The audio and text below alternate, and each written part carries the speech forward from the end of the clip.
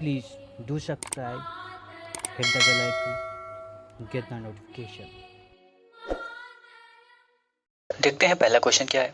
पहला क्वेश्चन है पेडिमेंट रचना का पार्श्वीय समतलन सिद्धांत किसके द्वारा प्रतिपादित किया गया।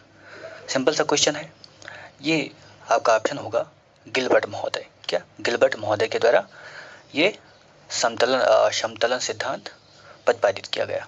चलिए अगला क्वेश्चन देखते हैं। अगला क्वेश्चन क्या है, कुछ पुस्तकें हैं और लेखक हैं, उनको आपको क्या करना है, मिलान करना है। चलिए देखते हैं। पहला है जियोमॉर्फोलॉजी। क्या जियोमॉर्फोलॉजी। जियोमॉर्फोलॉजी को अगर यहाँ पर देखेंगे तो आपका तीसरे से मिलान कर सकते हैं, लोबेक से। क्या लोबेक। अगला असेस एंड जियोमॉर्फोलॉजी। क्या असेस एंड जियोमॉर्फोलॉजी। इसको आप अगर मिलाना चाहें तो इसको आप चौथे से मिला सकते हैं। क्या ड्यूरी महोदय। अगला फिजिकल जियोग्राफी। क्या फिजिकल जियोग्राफी। फिजिकल जियोग्राफी आप मिलाना चाहें तो आप मिला सकते हैं स्ट्रालर महोदय से। अगला है N outline of geomorphology. Outline of geomorphology को किसने लिखा है, बुडरेज ने। क्या बुडरेज ने। तो ऐसे आप क्या कर सकते हैं, मिलान कर सकते हैं। चलिए अगला क्वेश्चन देखते हैं। अगला क्वेश्चन क्या कहता है, निम्नलिखित में कौन सा दृढ़ रूप से, क्या निम्नलिखित में कौन सा दृढ़ रूप से अनुमानित भ्रंश सक्रिय कगार है। क्या बताना है, भ्रंश सक्रिय कगार आपको बताना है। चलिए ये पहला क्वेश्चन आपका, पहला जो आंसर होगा आपका सही होगा। क्या पहला आंसर। अगला क्वेश्चन देखते हैं। अगला क्वेश्चन है झील माठा। क्या झील माठा ठेठ रूप से किसकी विशेषता है। तो झील माठा ठेठ रूप से किसकी विशेषता है, हिमानी द्रोणिका की। क्या हिमानी द्रोणिका की। चलिए पांचवा क्वेश्चन देखते हैं हम लोग। क्या पांचवा क्वेश्चन क्या कहता है, कंदरा निर्माण सिद्धांत हैं और विद्वान हैं, इनको आपको क्या करना है, सुमेलित करना है। दो चक्रीय सिद्धांत। क्या दो चक्रीय सिद्धांत। अब दो चक्रीय सिद्धांत है वो किससे मेल खाता है, ये मेल खाता है डेविस से। क्या डेविस से। डेविस ने दो चक्रीय सिद्धांत दिया। जल स्तर सिद्धांत। क्या जल स्तर सिद्धांत। जल स्तर सिद्धांत को, या इसको भौम जल स्तर सिद्धांत भी बोलते हैं, इसको दिया है स्विनटर्न ने। क्या स्विनटर्न। ठीक है, स्विनटर्न ने दिया है। अगला है स्थैतिक। क्या स्थैतिक जल खंड सिद्धांत, इसको किसने दिया है, इसको गार्डनर। क्या गार्डनर महोदय ने दिया। अगला अतिक्रमण सिद्धांत, इसको दिया है मालोट महोदय ने। चलिए अगला क्वेश्चन देखते हैं। निम्नलिखित में, छठा क्वेश्चन क्या है, निम्नलिखित में कौन सी प्रक्रिया हिमीय अपरदन के संदर्भ में विशिष्ट स्थान रखती है। क्या विशिष्ट स्थान रखती है हिम अपरदन में। तो आपका पहला आंसर क्या होगा, उत्पादन ज़्यादा, यानी कि कह सकते हैं उत्पादन जो है बहुत महत्वपूर्ण स्थान रखता है। चलिए अगला क्वेश्चन, सातवां नंबर क्या है, कथन कारण। चट्टानों का गहन रासायनिक अपक्षय आर्द्र उष्णकटिबंधीय क्षेत्रों की उत्कृष्ट विशेषता है, पहला। दूसरा क्या है, दूसरा रासायनिक अपक्षय। क्या रासायनिक अपक्षयण की तीव्रता जल की प्रचुरता तथा उच्च वायु तापमान पर काफी हद तक निर्भर करता है। तो दोनों क्वेश्चन सही है, दोनों आपके कथन और कारण सही है, तो आपका पहला आंसर हो जाएगा। चलिए अगला क्वेश्चन देखते हैं। इंग्लिश वर्जन को हम लोग नहीं देख रहे हैं, लेकिन आप एग्जाम देते समय जरूर देखिएगा, क्योंकि इंग्लिश वर्जन आप देख लेंगे तो आपकी समझ जो है और ज़्यादा स्पष्ट हो जाएगी। तो क्वेश्चन पर जो श्योरिटी होती है वो और अधिक होगा। इसलिए इंग्लिश वर्जन क्वेश्चन जरूर देखना चाहिए अगर हिंदी समझ में नहीं आ रहा है तो। चलिए आठवां नंबर क्वेश्चन क्या कहता है, डेविस के साथ असहमत होते हुए क्रिकमैन ने किस शब्द के साथ पेनीप्लेन को उखाड़ दिया, यहाँ पर लिखा हुआ है, पेनीप्लेन का प्रस्ताव किया होना चाहिए। चलिए हमने बताया था आपको, क्या क्रिकमैन ने जो शब्द दिया था पेनीप्लेन से संबंधित, पेनीप्लेन अगर याद करना है तो नी बड़ी की मात्रा और डेविस में छोटी की मात्रा, तो पेनी और डेविस करके याद कर सकते हैं। और क्रिकमैन को हमने बताया था पैन, यहाँ पर पान लिखा हुआ है, पैन है, पैन प्लेन। तो पैन प्लेन देहाती भाषा में पैना बोलते हैं। क्या पैना मतलब एक लकड़ी का डंडा कह सकते हैं, लकड़ी का कोई भी डंडा कह सकते हैं, तो उसको पैना बोलते हैं। तो मैंने कहा था पैना से किक मारना, क्रिक, ये क्रिक है तो किक मारना, तो आपका ये दूसरा ऑप्शन क्या होगा, सही होगा। चलिए, किनारे से दूर उष्ण वाताग्र में मेघ प्रकारों का सही अनुक्रम क्या है। ठीक है, अभी इसमें आपका जो ऑप्शन होगा वो क्या, डी नंबर होगा। पछुआ हवा किसका उदाहरण है, क्या पूछ रहा है, पछुआ हवा किसका उदाहरण है, तो सामान्य सी बात है, समष्टि वायुमंडलीय गति का। ठीक है, चलिए 11 नंबर में क्या हमें सुमेलित करना है, क्या सुमेलित करना है। चलिए पहला सुमेलित करिए, ऊंचाई के साथ तापमान गिरता है, तो किस में होता है ये सामान्यतः क्षोभ सीमा में होता है। क्या क्षोभ सीमा या क्षोभ मंडल, आप क्षोभ सीमा मत, क्षोभ मंडल। ठीक है, अब अगला, रेडियो तरंगे वापस आती हैं, ये आपका पहला होगा, क्या पहला होगा। और अधिकांश ओजोन समाहित है किसमें, समताप मंडल में, और तापमान में गिरावट रुक जाता है, क्या क्षोभ सीमा यानी कि ट्रोपोपास। चलिए 12 नंबर देखते हैं, यदि सूर्य का उत्थापन कम होता तो श्वेति या एल्बिडो, क्या सूर्य का उत्थापन कम होता तो एल्बिडो क्या होता, एल्बिडो क्या होगा, बढ़ेगा, क्या एल्बिडो बढ़ेगा। ठीक है, चलिए अगला क्वेश्चन देखते हैं, भूमि तथा समुद्र के बीच दाब में मौसमी अंतर क्या उत्पन्न करता है, क्या मौसमी अंतर क्या उत्पन्न करता है, मानसून। चलिए 14 नंबर क्वेश्चन देखते हैं हम लोग, क्या 14 नंबर क्वेश्चन, जर्कनेस का मॉडल, क्या है जर्कनेस का मॉडल बताना है आपको, किससे संबंधित है, तो मध्य अक्षांश चक्रवात के उद्भव से संबंधित है। अगला क्वेश्चन देखते हैं 15 नंबर क्या कहता है, कौन सा कथन सही नहीं है, क्या कौन सा कथन सही नहीं है, तो आपका तीसरा ऑप्शन होगा वो सही नहीं है। तेजी से आगे बढ़ रहा उष्ण वातावरण प्रचंड उत्थापन उत्पन्न करता है, तो ये आपका सही नहीं है। ठीक है, तीसरा नंबर आपका क्या होगा, क्योंकि ये प्रचंड नहीं करता, क्या हल्का हल्का होता है, इसमें इस उष्ण वातावरण को पढ़ेंगे तो इसमें वर्षा जो होती है बहुत हल्की हल्की होती है, कहने का सेंस यही है। सूर्यास्त के बाद सीमित उष्णता वायुमंडल द्वारा किससे प्राप्त करती है, सूर्यास्त के बाद सीमित उष्णता किससे प्राप्त करती है, ये आपको बताना है, तो पार्थिव विकिरण से, क्या पार्थिव विकिरण से। चलिए 17 नंबर क्या कहता है, कथन और कारण है, हमको बताना है। घास और अन्य वनस्पति वर्धक आवरण सलवा क्षेत्र तक सीमित है, ठीक है। वृक्ष के पृथक छत्र सलीन हो, क्या वृक्ष के पृथक छत्र सलीन हो, वन तल के ऊपर गहन छतरी निर्मित करते हैं। अब इसका आप इंग्लिश वर्जन जरूर पढ़ें जिससे आपको ये हिंदी आसानी से समझ में आ जाए। दोनों क्या है, दोनों सही हैं। चलिए अगला क्वेश्चन देखते हैं, मॉन्ट्रियल प्रोटोकॉल, क्या मॉन्ट्रियल प्रोटोकॉल किससे संबंधित है, तो सिंपल सा क्वेश्चन है, ओजोन से संबंधित है। चलिए अगला क्वेश्चन देखते हैं, अगला क्वेश्चन क्या कहता है 19 नंबर, क्योटो प्रोटोकॉल का उद्देश्य ग्रीन हाउस गैस के उत्सर्जन को कब तक कम करने का था, क्या कब तक कम करने का था। ये भी सिंपल क्वेश्चन है, अगर आप क्योटो प्रोटोकॉल पढ़े हैं तो ये आपका डी नंबर सही होगा। मरुद्भेद वनस्पति निम्न में किसके विरुद्ध जीवित रहता है, क्या किसके विरुद्ध जीवित रहता है, तो आप सूखा परिस्थिति कह सकते हैं। चलिए अगला क्वेश्चन देखते हैं, निम्नलिखित कथनों पर आपको विचार करना है, कौन सा सही है इसमें आपको बताना है, ठीक है। तो ओजोन अधिकांशतः समताप मंडल में पाया जाता है, ये आपका सही है। ओजोन पृथ्वी की 55 से 75 किलोमीटर, ये आपका गलत है, क्या ये आपका गलत है। ओजोन सूर्य से पराबैंगनी किरणों को अवशोषित करता है, ये आपका सही है। पृथ्वी पर जीवन के लिए ओजोन का कोई महत्व नहीं है, ये गलत है। तो 1 और 3 आपका सही है, तो यानी कि पहला ऑप्शन आपका हो गया। चलिए अगला क्वेश्चन देखते हैं, कथन कारण। भूमध्य सागरीय क्षेत्र में महासागरीय लवणता कम पाई जाती है, और आगे क्या कहता है, भूमध्यवर्ती क्षेत्र की विशेषता भारी वर्षा मेघाच्छन्नता, क्या भारी वर्षा और मेघाच्छन्नता और आर्द्रता है। दोनों सही है, क्या आपका दोनों सही है, ठीक है। ये नंबर आपका सही होगा, दोनों सही है। अगला क्वेश्चन 23 है, क्रमबद्ध भूगोल को सैद्धांतिक क्षेत्रों में चले जाना चाहिए और क्षेत्रीय भूगोल को सामान्य खोज के लिए न कि अनन्य अध्ययन की खोज के लिए जाना चाहिए। ये कथन किसका है ये आपको बताना है। तो ये कथन विलियम बुंगे का है। क्या? विलियम बुंगे का।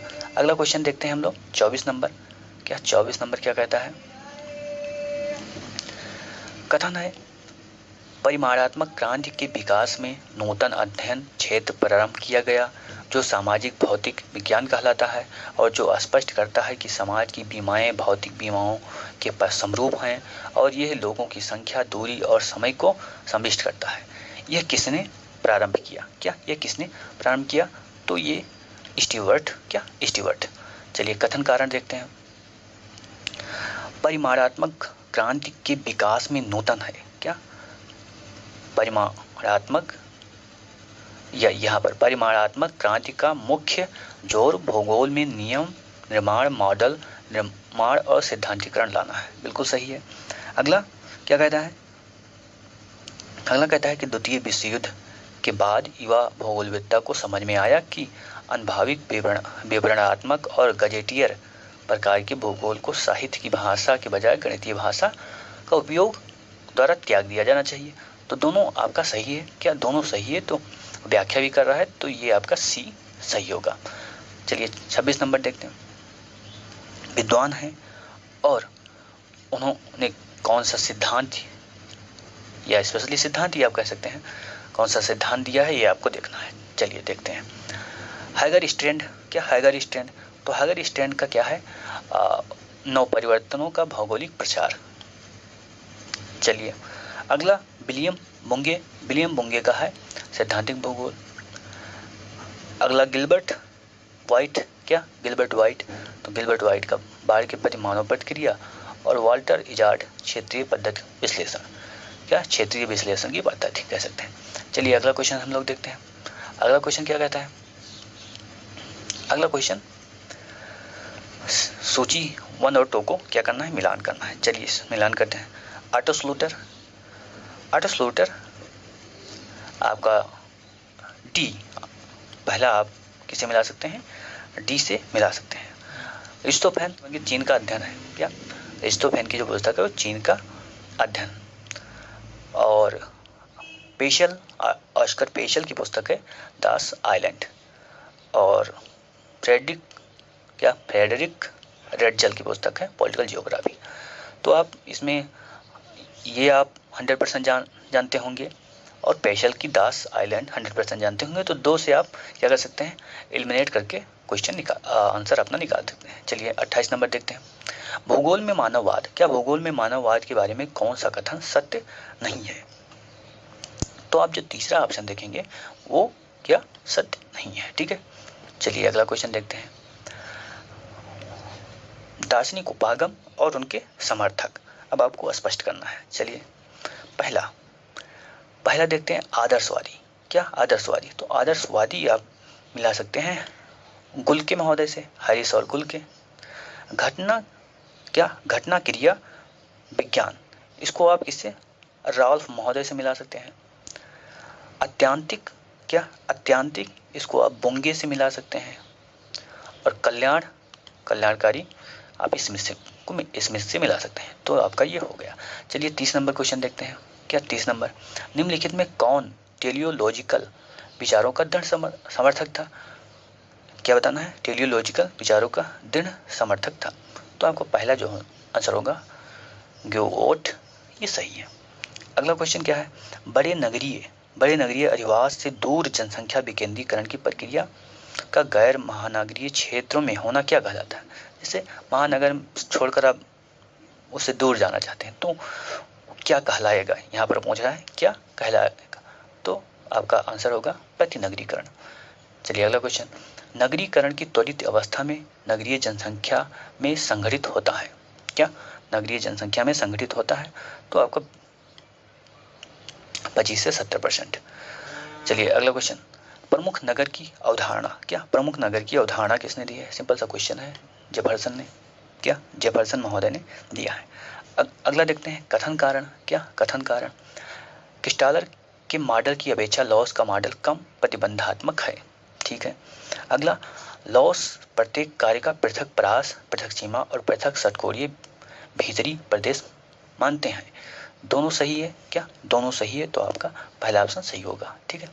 चलिए 35 नंबर क्या कहता है, निम्नलिखित में कौन सी अवस्था जनांकीय संक्रमण की दूसरी अवस्था है? अब जनांकीय संक्रमण अगर आपने पढ़ा है तो आप इसको आसानी से दे सकते हैं। क्या? आसानी से दे सकते हैं। तो उच्च जन्म दर और मृत्यु दर में क्या होता है? कमी होती है। चलिए हम लोग 36 नंबर क्वेश्चन देखते हैं। क्या? 36 नंबर पुस्तकें हैं और लेखक हैं, क्या करना है आपको? सुमेलित करना है। चलिए सुमेलित करते हैं। पहली पुस्तक द नेचर ऑफ जियोग्राफी, बहुत सिंपल सी पुस्तक है और ये हॉर्सन, क्या? हॉर्सन। अर्बन, क्या? अर्बन क्वेश्चन, अर्बन क्वेश्चन किसकी पुस्तक है? ये कैस्टलेस, क्या? कैस्टलेस की पुस्तक है। सोशल जस्टिस एंड सिटी, क्या? सोशल जस्टिस एंड सिटी, ये है हार्वे की, क्या? हार्वे की। और लोकेशन एनालिसिस, ये है पीटर हैगर की। चलिए अगला क्वेश्चन देखते हैं। श्रृंखला प्रवसन यानी चेन माइग्रेशन किस पर आधारित है? क्या? श्रृंखला प्रवसन किस पर आधारित है? तो नातेदारी। अब जैसे तो आपके गाँव का कोई काम कर रहा है कहीं पर, तो वो आपको भी लेकर चला जाएगा वहाँ कि चलिए मैं काम दिलाता हूँ, तो उसी को बोलते हैं श्रृंखला प्रवसन। इसमें ये पूछा गया कि कौन सा सुमेलित नहीं है? क्या? कौन सा सुमेलित नहीं है? अब आप इनको देखना है और बताना है कि कौन सा सुमेलित नहीं है। तो पहला जो है सुमेलित नहीं है क्योंकि ये क्या है? मेगलोपोलिस। मेगलोपोलिस की अवधारणा किसने? गॉटमैन ने दी है, तो ये सुमेलित नहीं है। और ये तीनों सुमेलित हैं। तो तीनों को आप ध्यान में रख लीजिए कि किसने किसने दिया है। चलिए अगला क्वेश्चन देखते हैं। 39 नंबर क्या कहता है, निम्नलिखित कथनों पर विचार कीजिए और सही उत्तर चुनिए। ठीक है, चलते हैं। देखिए चौथा नंबर आप देखिए, इसमें भारत में अंतर्देशीय मत्स्य उद्योग अन्य प्रकार से अधिक महत्वपूर्ण है। क्या? अन्य प्रकारों से अधिक महत्वपूर्ण है। क्या बोल रहा है कि अंतर्देशीय जो मत्स्य उद्योग है अन्य प्रकारों से अधिक महत्वपूर्ण है। अब यहाँ ऊपर से तीनों पढ़ेंगे तो आपको समझ में आएगा चौथा, इसलिए आपको चारों पढ़ना पड़ेगा। चलिए पढ़ते हैं। अधिकांश मत्स्य क्षेत्र ऐसे क्षेत्रों में बनते हैं जहाँ महाद्वीपीय शेल्फ चौड़ा होता है। बिल्कुल। मत्स्य क्रियाकलाप गर्म उष्णकटिबंधीय समुद्री जल में काफी विकसित होते हैं, ये भी सही है। अगला है गर्म और ठंडी जलधाराओं के मिलने से, ये भी सही है। ठीक है। भारत में अंतर्देशीय मत्स्य उद्योग अन्य प्रकारों से अधिक महत्वपूर्ण है। अब किस अन्य प्रकार से ये कुछ नहीं बताया गया, तो ये आपका कह सकते हैं आपका गलत है। क्या गलत है? चौथा नंबर आपका सही होगा। चलिए अगला क्वेश्चन 40 नंबर क्या कहता है, देखते हैं। कथन कारण है। क्या? कथन कारण। चलिए, अर्थव्यवस्था के स्थानिक संगठन में क्षेत्रीय असंगतियां होती हैं। ठीक है। आर्थिक क्रियाकलाप में अंतर्जात कारकों के बीच अंतःक्रिया स्थानिक संगठनों के गठन को प्रभावित करती हैं। तो दोनों सही है, आपका आंसर पहला होगा। चलिए 41 नंबर देखते हैं। निम्नलिखित में कौन सी फसल प्रथा फसल चक्रानुसरण का संकेत करती है? क्या? फसल चक्र आप लोगों ने पढ़ा होगा, तो फसल चक्र पर आधारित ये कह सकते हैं क्वेश्चन है। आपका ये डी नंबर सही होगा। 42 नंबर क्या कहता है, जब उद्योग में उपयोग किया जाने वाला कच्चा माल स्थूलकाय और सर्वव्यापक हो तो फर्म की अवस्थिति कहाँ होगी? तो समान सी बात है, बाजार में होगी। जब हर जगह कच्चा माल है तो बाजार में स्थापित किया जाएगा। चलिए अगला क्वेश्चन देखते हैं। अगला क्वेश्चन क्या कहता है, ग्रेट ब्रिटेन। क्या? Great Britain. ग्रेट ब्रिटेन में बहुत कम लुगदी उत्पादित की जाती है, परंतु कागज का निर्माण महत्वपूर्ण है, जबकि स्वीडन में लुगदी विनिर्माण कागज निर्माण की तुलना में बहुत ज़्यादा महत्वपूर्ण नहीं है। क्योंकि अब आपको क्या बताना है? कारण बताना है। क्या? कारण बताना है। आपका दूसरा आंसर यानी बी आंसर होगा। लुगदी निर्माण कच्चा माल उन्मुखी है, कागज निर्माण ज़्यादा बाजार उन्मुखी होता है। ठीक है। चलिए अगला क्वेश्चन, सुमेलित करना है। अब कुछ स्थान दिए हैं और उन स्थान पर वो स्थान क्यों महत्वपूर्ण है ये आपको बताना है। तो चलो बताते हैं। डेट्राइट। डेट्राइट जो है बहुत ज़्यादा एग्जाम में आया है, तो ये आपको जानना ही होगा और आशा है जानते होंगे। तो डेट्राइट ऑटोमोबाइल। अब ये फोर देखें, ये फोर देखेंगे, वैसे ही आपका बी आंसर आ जाएगा। क्या बी आंसर आ जाएगा, आपको समस्या नहीं होनी चाहिए। चलो योकोहामा देखते हैं। योकोहामा जहाज निर्माण, क्या योकोहामा जहाज निर्माण। अकरोन ये संश्लिष्ट, क्या संश्लिष्ट रबर। ग्लासगो लौह। अब ये क्षेत्र कहाँ पर है ये आपको पता लगाना है, ठीक है, ये आपका होमवर्क। चलिए आयतन भंग बिंदु वो स्थान है जहां, क्या आयतन भंग बिंदु वो स्थान है जहां वस्तुएं परिवहन के एक तरीके से दूसरे तरीके को स्थानांतरित करती हैं। अभी इंग्लिश वर्जन में पढ़िएगा तो आपको समझ में आ सकता। अगला क्वेश्चन देखते हैं 47 नंबर। निम्नलिखित में कौन सा सिद्धांत नीति उन्मुखी अवधारणा जैसे कि नोदक फर्मे, अग्रगामी उद्योग और संचय पर बल देता है? ये आप हिंदी वर्जन पढ़ेंगे तो बहुत आसानी से समझ में आ जाएगा। सी नंबर आपका आंसर है। चलिए अगला क्वेश्चन देखते हैं। अगला क्वेश्चन क्या है? अगला क्वेश्चन, प्रकार्यात्मक क्षेत्रों के वास्तविक चित्रण के लिए कौन सी तकनीक को सामान्यतः नियोजित किया जाता है? आपका पहला आंसर, क्या पहला आपका आंसर होगा। नाभिक प्रदेशों की पहचान करने में गुरुत्व सिद्धांत बताता है कि दो बिंदुओं के बीच की अंतःक्रिया सीधी संबंधित होती है। अब किससे संबंधित होती है ये आपको बताना है, उसकी जनता से, क्या उसकी जनता से। चलिए अगला क्वेश्चन देखते हैं 50 नंबर। क्या 50 नंबर क्या है? क्षेत्रीय नियोजक हैं, नियोजक के नाम है और उन्होंने नियोजन की संख्या कितनी दी है? क्या नियोजन की संख्या कितनी दी है ये आपको बताना है। चलिए बताते हैं। बी नाथ, क्या बी नाथ, बी नाथ ने कितना दिया है? 15। भट्ट और राव ने कितना दिया है? यानी भारत को कितने नियोजन प्रदेश में डिवाइड किया? 15। भट्ट राव ने 11। क्या सेनगुप्ता, सेनगुप्ता ने 19 और यश चंद्रशेखर, सी एस चंद्रशेखर 13। ठीक है, तो ऐसे आप मिला सकते हैं। देखते हैं 51 नंबर क्वेश्चन क्या कहता है? कथन कारण। क्या 51 नंबर क्या है? कथन कारण। नियोजन क्षेत्र इतना बड़ा होना चाहिए कि उसमें संसाधन की विविधता, दशाएं और विशेषताएं हों जिससे कि वो वंचित कोट की आर्थिक व्यवहार्यता के लिए कार्य कर सके। ठीक है, अगला उसकी संसाधन। क्या अगला क्या कहता है? उसकी संसाधन, क्या उसकी संसाधन स्थिति ऐसी हो कि, उसकी संसाधन स्थिति ऐसी हो कि उपभोग के लिए तथा विनिमय के लिए संतोषजनक स्तर का उत्पादन संयोजन हो सके। क्या उत्पादन संयोजन साक्ष्यक्षम हो सके।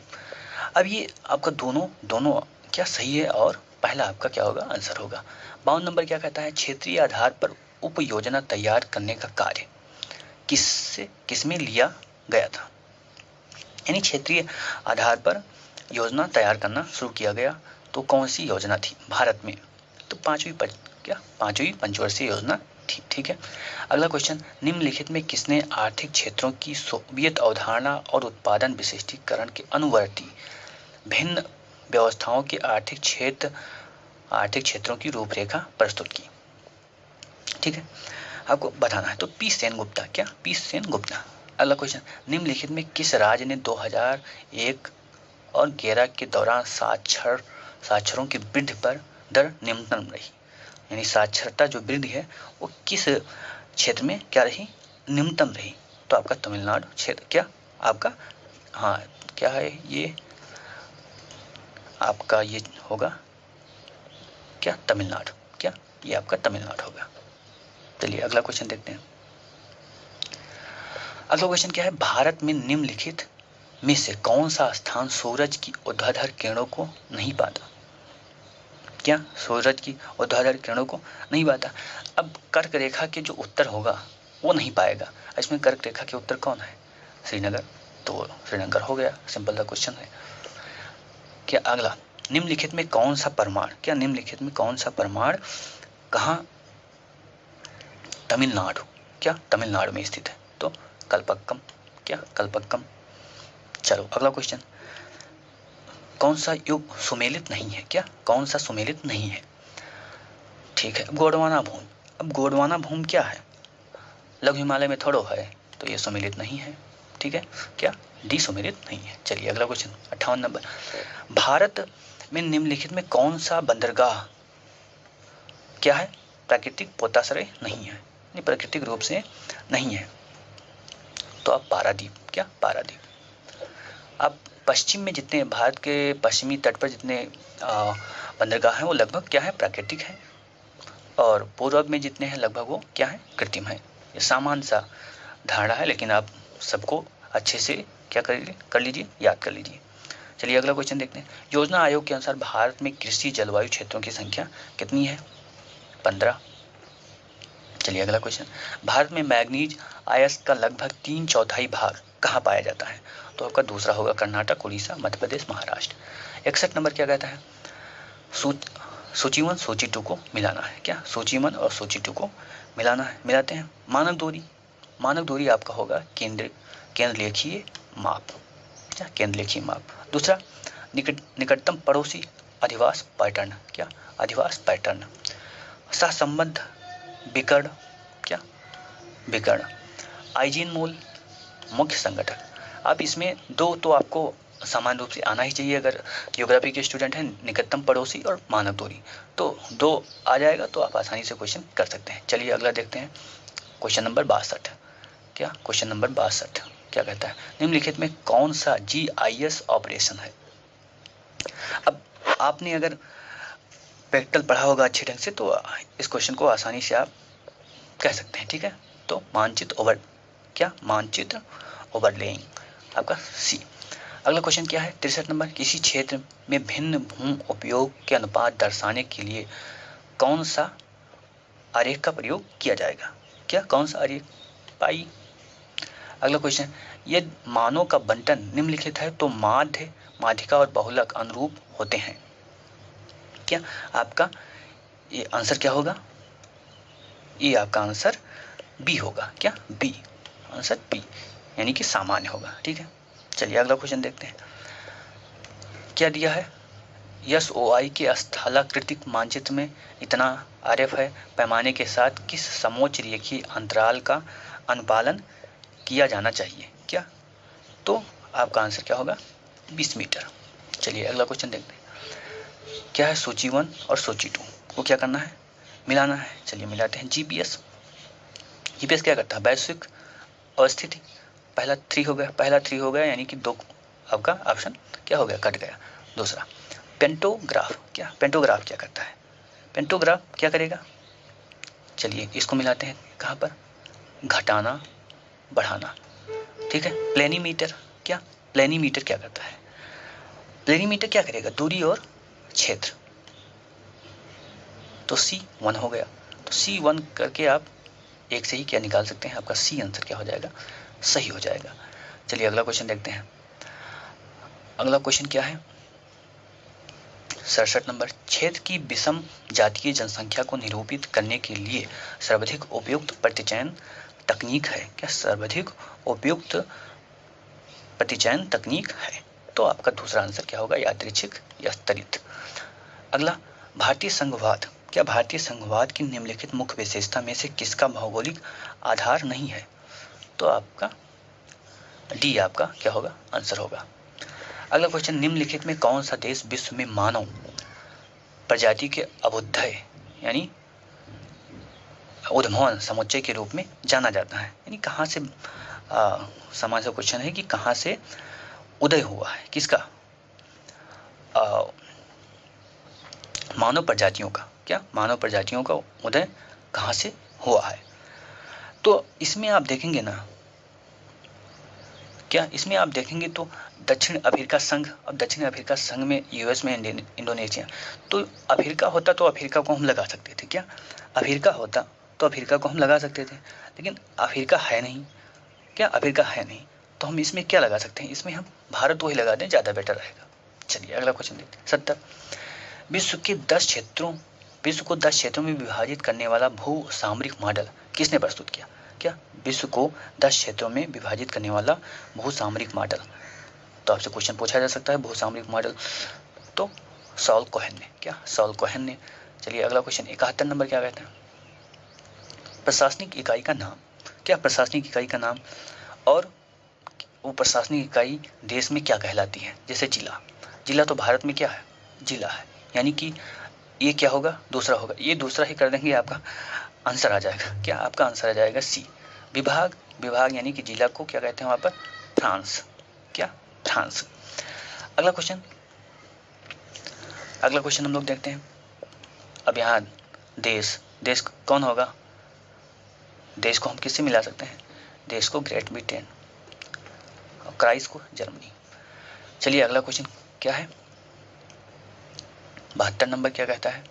निर्वाचन सीमाओं में परिवर्तन की सफलता को मापने के लिए हम निम्नलिखित किस संकल्पना का प्रयोग करते हैं?